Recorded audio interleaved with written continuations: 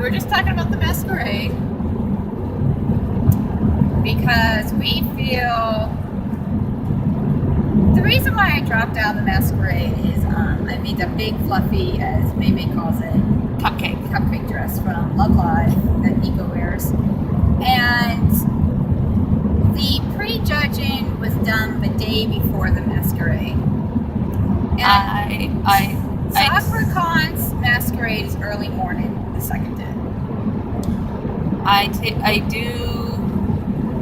If you are going to have pre-judging the day before, please do not force them to wear the costume to pre-judging. Yeah. Because I dropped out because the fact that I would have to spend time in the same costume twice when I like to surprise people with what I'm wearing in a masquerade. I mean, that's my goal. I make this big fancy outfit for the Masquerade. You sort of want to... You want to be like, whoosh! Here I am in this big fancy outfit. But to have to run around the convention for hours dressed up in it. If you have a big fancy outfit, it takes time to get into. That's what we were talking about. Like, yeah, you can get a time slot and be like, oh, you have to be in it too. Well, it's going to take you a minimum of an hour, and if it's big enough, 2 hours to get into this costume.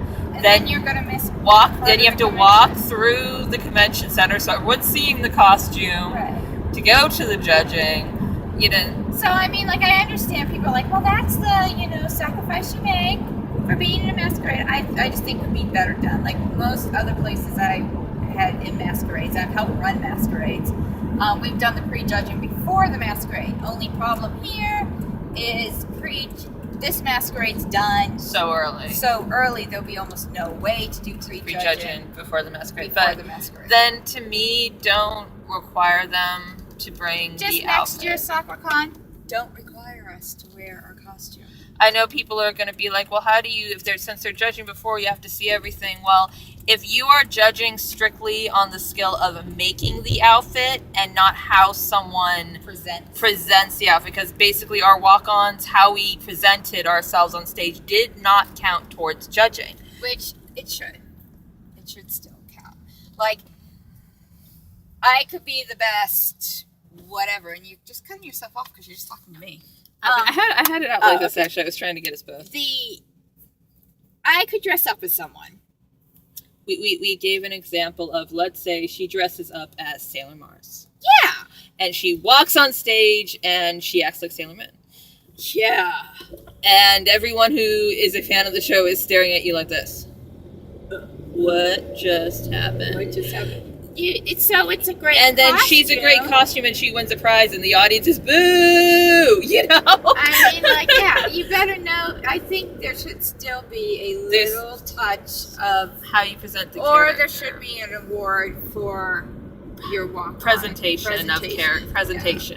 Walk-on presentation. But the point is, if you are judging strictly on how it's made, then guess what? It doesn't matter if you have actually wig and contacts because you didn't make them. Right. It only matters how the costume is made. Therefore, should not matter whether you see the costume on or off. Mm-hmm. It should be up to the people if they want to wear the costume to the judging. Because if you're just judging the costume... And the other thing, too, is, like, I didn't go to pre-judging, but May told me the stories. If you're sewing and you're judging on how well this is, I would like it on a hanger and be like, how's the seam done? Did you French seam it? Did you finish the seams? Not just, did you use a pattern? Did you use a pattern? Yes. Did you? No. Did you do this by yourself? Yes. Did you really look at it? Like, you can see the whole presentation, but that doesn't mean it's well made just looking at it.